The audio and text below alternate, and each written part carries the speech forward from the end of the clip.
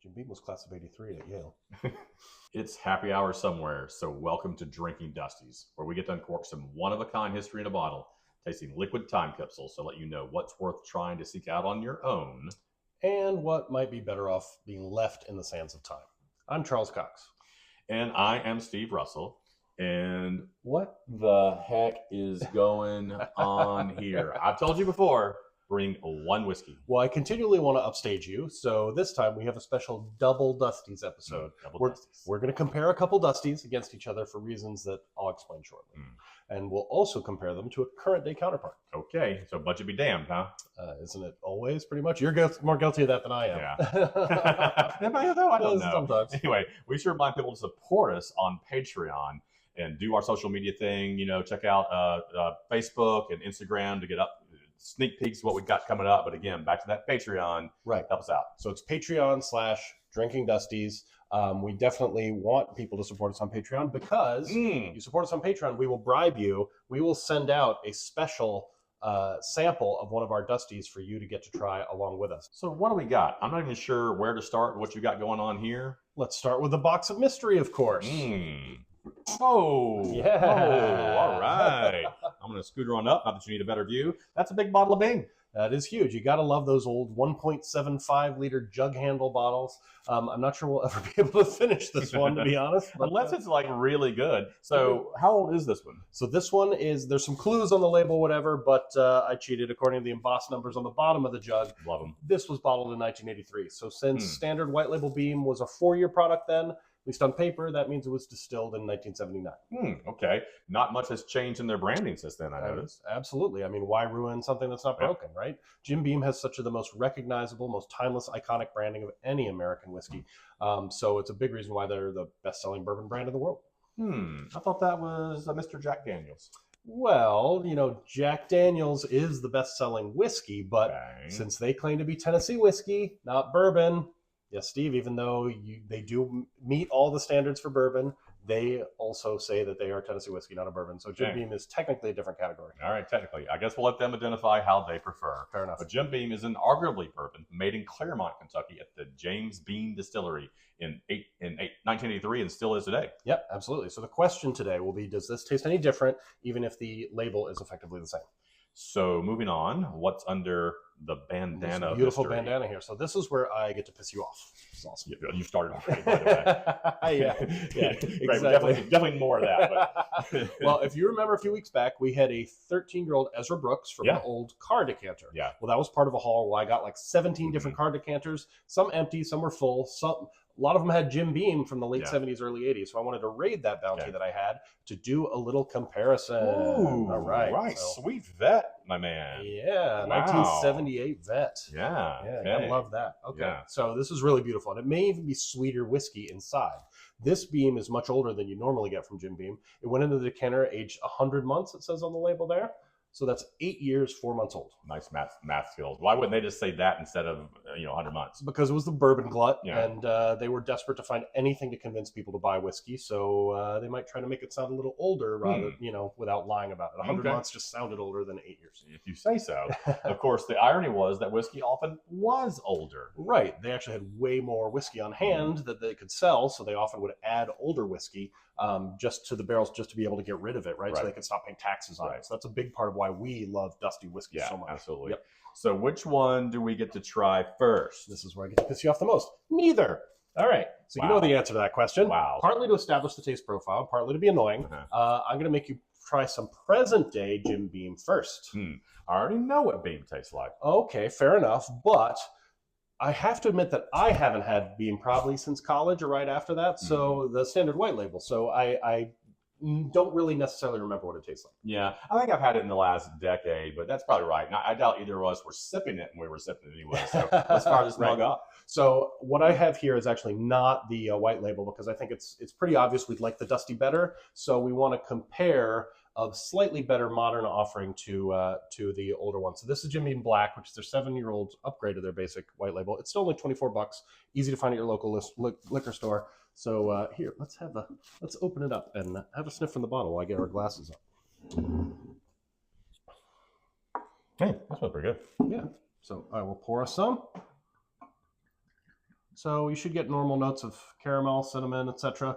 Jim Beam has a distinctive note that people describe as peanut butter. Critics sometimes write it off as yeasty funkiness. I poured you a little extra there. Sorry. Yeah, I know you did. I noticed that. It just goes a little glass. All right. I will say that Whiskey Authority Jim Murray, author of the Annual Whiskey Bible, has remarked that Jim Beam has recently been making much better sort of core product than they did, 10, 15 years ago. Yeah. So when we were younger, I think it wasn't as good as this stuff. I would agree with that. But it's thin. But I like the flavor a lot, actually. And I totally get that nuttiness, which I find really pleasant, actually. Yeah, and there's a little bit of fruity note to it too. I mean, it is distinctive, but I think it's less cookie cutter than what I remember from the basic label. Yeah. Okay, so now we got that out of the way. Can we try the old stuff? Well, let's pour it, but then let's let it breathe for a minute while I tell you a little bit about the history of Beam. So they're one of the oldest distilleries, right? Yeah. I mean, but a lot of labels claim that, right? It's not just real. But Beam at least has a pretty well documented case they can make to at least be able to claim part of that. Oh, Charles, tell me more. I suspect you're mocking me, but I'm going to forge ahead anyway. Okay. So it all started with Johannes Jacob Boehm, spelled Boehm. Rolls off the tongue. Whose family left Germany in the mid 1700s, went to Western Pennsylvania. Jacob was born in 1760 before they moved to the American frontier in Kentucky to farm corn. Okay. A lot more corn in Kentucky. Right. Pennsylvania was rye country. Yep. Kentucky, of course, grew a lot more corn, and Jacob Beam knew a great way to extend the usable and sellable lifespan of any grain is to ferment it, mash it, let it ferment, distill it into shelf-stable liquor. Great idea. Raise a glass to science. Amen, brother. Frontier science, baby. Exactly. By 1795, Jacob was already selling barrels of Old Jake Beam sour mash corn whiskey and making a name for himself. It sold so well that he bought up more and more land and even sold his product across state lines. Legal. And Kentucky had only been a state for like 3 years at that point. That's right. Beam whiskey is almost as old as the state itself. Yeah. So Jacob Beam was an impressive dude. His son David was even more successful, though. By age 18, 1820, he pushed new industrialization, boosting production, expanding the distillery, installing brand new column still technology that replaced the traditional pot stills, and they were one of the first in America to use it. Such a precocious young man. Yeah, exactly. But they grew even more successful under his son. Guess what his name was? Beam. This was David M. Beam, who moved the distillery to Nelson County in 1854 to be close to the railroad lines that had just been put in. So before then, customers had to bring their jugs to the distillery to have them filled. Which I would like to do. Yeah, but by 1880, it was being sold under the brand name Old Tub Whiskey. And I've seen bottles of Old Tub still on the lower shelf at my liquor store today. Right, they're dusty bottles you can find, but the brand does still exist. But lower shelf, exactly. So now they could ship their whiskey much further. Now, a fun side note, they were often using leftover barrels that had been holding fish or vinegar in it before. That easily ruined the flavor of the whiskey with residue, so they would char the inside of the barrels to clean them before adding the whiskey. Good thinking, although I bet your dumb Norwegian ass would have loved some of that fish-aged whiskey. Even I have my limits, Steve. I don't think so. All right, you got me there. But the shipping process also had the added benefit to it of aging the whiskeys in these barrels as it sloshed around, changed temperature between night and day, and the booze soaked into the wood. It's impossible to know who did it first. Most producers shipped their bourbon in barrels, and this aging was kind of a happy accident. But it completely changed the nature of bourbon, and crucially, made people start seeking out whiskey from Bourbon County. They actually sought it because of that. As we still do today. Yes, we do. Didn't Ulysses S. Grant drink Beam? I love that you asked me this. See, it's almost like I put that there for you. So that's what Jim Beam's tour guides like to say, but he would honestly just drink whatever was at hand. He wasn't really partial to a brand as far as we know. Now, we do know he drank a lot of Old Crow back before he got sober. The great story is that when other officers tried to get Grant fired by telling President Lincoln that Grant was drinking whiskey again, Lincoln basically responded with, "Find out which one he drinks and send a case of it to all my generals." Lincoln always had the line. Yeah, exactly. He had no problem with Grant's ability to fight. Love that story. And that you always find a way to shoehorn some Civil War trivia into every single thing we do. So does the entire bourbon industry. So all that growth was nothing compared to the changes made by James Beauregard, Jim Beam.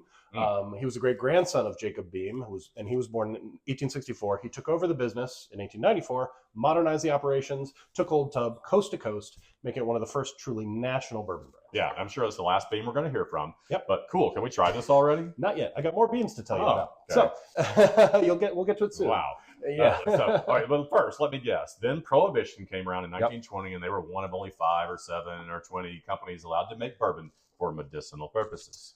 No, this time. Jim Beam actually didn't get a license, but he also didn't want to risk getting arrested making whiskey illegally, so he instead got out of the liquor business entirely, tried his hand at coal mining, failed, tried citrus farming in Florida, as one does, lost his shirt, then got into the limestone business back in Kentucky and was barely able to keep the family afloat. Limestone business. I guess that's tangentially related to whiskey. Filters the water. And it was the least, and it was at least back home in old Kentucky. Right. So the most important part was business was still there in some form for his family when Prohibition ended in 1933. And somehow, despite the fact he hadn't made liquor for 13 years at that point, he had the foresight to keep their old family yeast strain alive. In his pants. Thankfully, no. And he was now 69 years old, but instead of sitting on a rocking chair on the porch, he actually started a brand new modern distillery in Claremont, modern equipment, the old family yeast strain. He was actually able to start making whiskey again in 1935 that matched their old flavor profile. Okay. So in 1943, reincorporated as the James B. Beam Distilling Company, changed the brand to Jim Beam.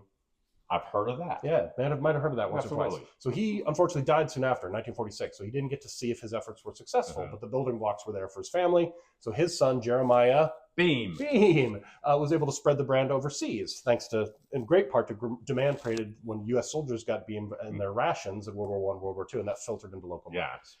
Spreading American freedom and bourbon. The two do often go hand in hand, to be honest. Yep. So when Jim Beam's grandsons, Frederick Booker, no, not Beam, the second, and Edward Baker Beam took over, they expanded the business even further. So, and then the bourbon glut came. Yeah, so the bourbon glut, did a lot to a lot of people. But in the face of the glut in the 1980s, Booker deserves a lot of credit for this. He basically created the small batch premium bourbon market, created high-end limited release spin-offs like Booker's, Knob Creek, Baker's, Basil Hayden's, at a time when nobody was buying whiskey. For real. And so Fred Noe III is still master distiller. His son, Freddie Noe, is now the 8th generation of the Beam family running operations. That's amazing. Yep. You sound like an ad for Jim Beam, by the way, but they definitely have a lot of cool history. Nice. Yeah, because of their size, their history is in many ways the history of the whole bourbon industry. So you're right. We don't get paid by them, or sadly anybody. So let's finally try this whiskey. Oh, great. Yeah. Forget about that. You got the glass. Might as well. Fantastic.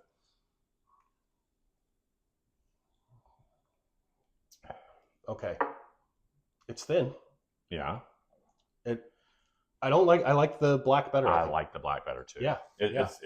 They're similar. I can tell they're related. So this was actually $213, including taxes, fees, and shipping. Not cheap, but it is 1.75 liters. Wasn't skunky though. No, it was not skunky. But it wasn't really dusty. I guess maybe because it was in wood for only 4 years before going into this bottle. Maybe so. Nobody, I don't, is that what makes it dusty? Do you think just the amount of time it was in the wood? Well, there's so many theories on what makes Dusties taste so different from modern whiskeys, which is why I wanted us to be sort of mad scientists today and actually try this one against another Beam Dusty from the same era with this Corvette Decanter from 1984. So these are only 1 year apart when they were bottled. But the Decanter Beam spent 100 months. That's 8 years, 4 months in wooden barrels before it went into the Decanter. So it should give us a different profile from having more than twice as much time spent aging in wood. Right. And both those numbers are probably underestimates. Because being in the wood and maybe being in the Decanter. Yeah. Only one way to find out. I'll pour while you tell us what was going on when the bourbon went into this in 1983. We'll see if I can potentially. Yeah, it's not easy to get that open. To see this. So okay. Let me get these around here. Okay.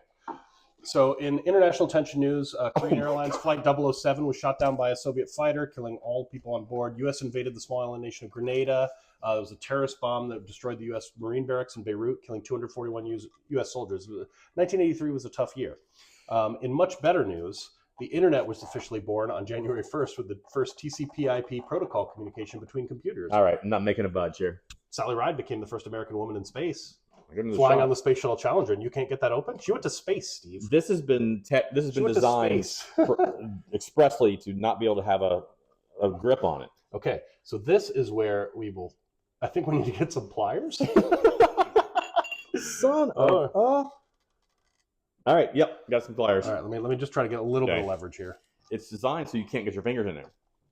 How the hell do you get this open? We're gonna have to smash it. Okay. All right. We'll be right back, maybe? We'll be back after this. All right. Pliers. Take 2. Swatch watches launched that year. Soon There we take go. the world by storm. Hey, nicely done. Michael Jackson's Thriller was released, becoming the biggest album ever. It's a thriller. Flashdance actually topped the singles charts, though. That's impressive, actually. Theaters were dominated by cuddly Ewoks and Return of the Jedi, along with classic comedies Easy Money with Rodney Dangerfield, Cheech and Chong's Still Smoking, and maybe the best drinking movie ever, Strange Brew with Rick Moranis and Dave Thomas. Not Deer Hunter? It's a great drinking movie, too. Okay. Take off, you hoser. Take off, you hoser. Yeah. So, and on the small screen, the final episode of MASH. Oh, man, that was huge. That was a big deal. Exactly. Like when everybody could watch the same show at the same time. Yeah. So we are now, Steve finally got this off, as you can see. Let me just take a whiff before we pour. Because we probably will spill it all. All right. These were not designed to actually pour out of. Yeah. You can, I'll try you it. can pour for us. Yep. I'm glad you brought a So really... move this out of the way. Yeah. You brought a really small glass for me to try to pour into. That's a great idea, Charles. Well, it should catch everything, right? Hopefully. I mean, this is impossible. Well, if you put it sort of under the lip, maybe. Okay, yeah, okay. Jesus. We still... Oh, crap. It's stuck.